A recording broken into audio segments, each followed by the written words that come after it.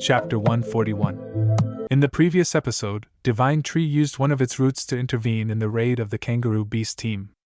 Now, after refusing the alliance invitation from the Lord of the Kangaroo faction, Divine Tree has officially become their enemy. Kangaroo has ordered all the giant beasts behind him to attack simultaneously, with balls of light illuminating a large area of the sky. Can the small tree man withstand this full-force attack? Kangaroo angrily shouted, "Tree King, from now on, you are our enemy." Then, Kangaroo spread his arms, which is also the act of ordering fire.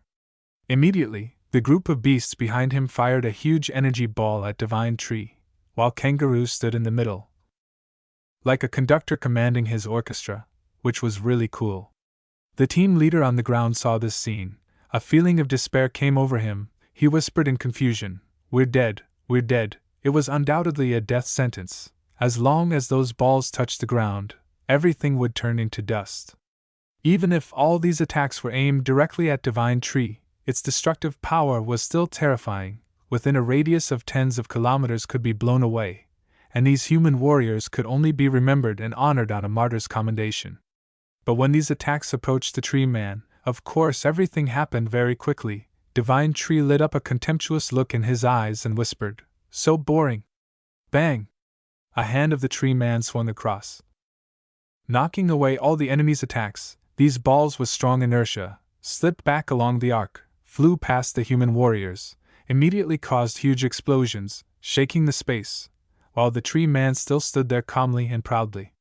But for the human warriors, it was not the same. When these balls flew past, their terrifying pressure made the survival instinct of these people rise. They performed a conditioned reflex action, that is to shrink and tremble nonstop. Kangaroo saw this. His eyes became complicated. It seemed that this battle was not easy at all. A bad premonition was rising in his heart. Would his undefeated days continue after this battle? But before he could think about it, the ground began to shake violently. A series of giant tree roots quickly sprouted. In the blink of an eye, they had captured the entire beast army from Australia and lifted them into the air. Some beasts were strangled by the neck, making a terrifying scream. It turns out that the tree man had been taking advantage of every moment, not giving his opponent any rest. An effective counterattack was launched. The tree man's eyes lit up with a deadly pink color. The tree man said coldly, "Die." As soon as these words fell, those tree roots began to tighten dozens of times. Kangaroo's mouth was locked. He couldn't say a word, just had to endure this ultimate pain. His whole body seemed to be torn apart. The tightening force of the tree roots was really terrifying. The weaker beasts here had started to spurt blood. Their skin and muscles couldn't withstand the strong pressure, began to tear, and fresh blood splattered, making a terrifying sound. This was a mass execution. The dragon egg fell from Kangaroo's tail, was caught by the tree man, so the main mission was completed. The tree man took the opportunity to take a look. It was indeed a legendary product. The egg was purple but emitted a rainbow-colored light. Kangaroo was unwilling, used all his strength to escape from that tree root. A bloody body rushed towards the tree man. He wanted to snatch back the dragon egg. Kangaroo's deadly claws had been raised, and he also waited for the right moment when the tree man was fascinated by the beauty of the egg, intending to make a surprise counterattack. But the Divine Tree has eyes everywhere. A tree branch was raised to block Kangaroo's attack. Kangaroo's scratch touched this branch, creating a long fire trail. Kangaroo at this time tried to say in pain, "I almost died in your hands, sorry." It's strange, perhaps this mutated kangaroo has a problem with the word sorry, so the tree man, a language expert, glanced at him, a little surprised, and said, "This is what I should say, right? But why aren't you dead yet?" Boom! Then the tree man punched Kangaroo away. But Kangaroo was also an experienced warrior. He took advantage of this push to jump far away, and landed on the head of a shark that had been waiting on the sea surface. Standing on the snout of the mutated shark, Kangaroo calmly said, "Hey, king of this continent, I understand your thoughts. I will convey them to our king. In the future, we will meet again. That will be on the battlefield." The tree man was still calmly observing and listening to everything. Oh, but Kangaroo found out. This dialogue was a bit long, and this damn shark still didn't swim away. It should have been swimming while Kangaroo was talking to be in line with the script. If it stood still like this, it would be too dangerous. both could die instantly, so Kangaroo hurriedly and angrily shouted, "Hey! Damn it, haven't you left yet? Go quickly!" On this side, the assassin Weasel was still engrossed in combat with Xiaoling when he saw the leader preparing to leave, so he also stretched out the battle and said to Xiaoling, "Let's decide the victory or defeat next time." And he immediately jumped onto the shark's head, along with leader Kangaroo, and left. The three began to leave. This battle was really a loss. The enemy died 3. Our army almost all died.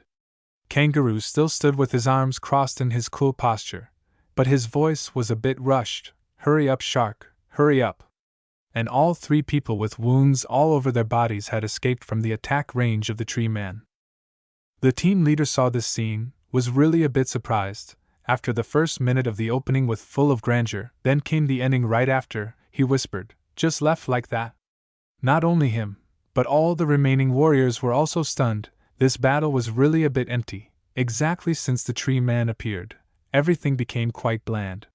On the deck, a warrior happily discovered that the knight was still alive. He was constantly coughing.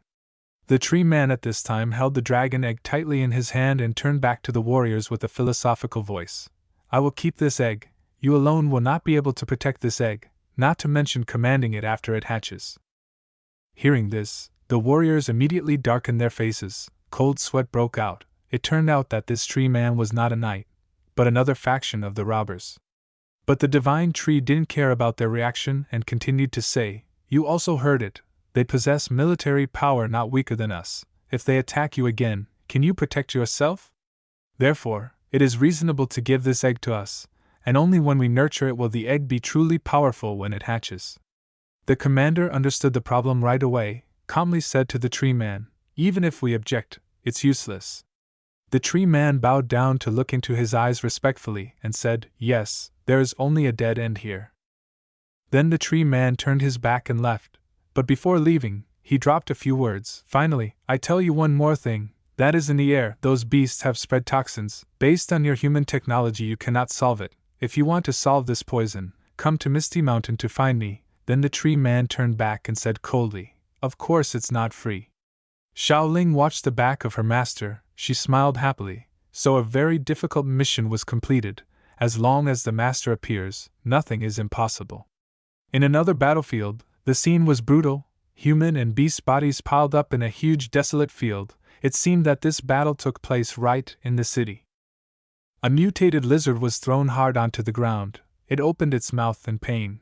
Snake Girl and Cheesy were carrying out their mission. Then encountered this group of monsters. They surged from the ocean and attacked humans overwhelmingly. The human warriors who opposed them in this battle were all completely annihilated, a scene full of sorrow. The lizard kept coughing up blood, trying to say, "Who are you, dare to prevent us from retrieving the dragon egg? Our king will not spare you." Cheesy sat next to him quietly listening carefully to what this beast was saying. Then Cheesy began to ask about this clue. "King? Who is your king?" But damn, before it could answer, this beast was dead. It was too weak. Cheesy held the dragon egg in his hand, happily said, "Anyway, the dragon egg has been seized. Just this egg has been slightly damaged, but the divine tree will surely have a way." Indeed, this egg had a crack. Somewhere in the Australian continent, a dark place, even without wind. At this time Kangaroo was standing timidly in front of his king and reporting about his failed negotiation process. "Look, this king has a huge figure, looks like a frog sitting, with a belly full of red tumors, really disgusting, a pair of eyes lit up with a deadly red color," he said to Kangaroo. "So? Failure? Negotiation? Huh?" Kangaroo tensed and scared bowed his head down and said yes.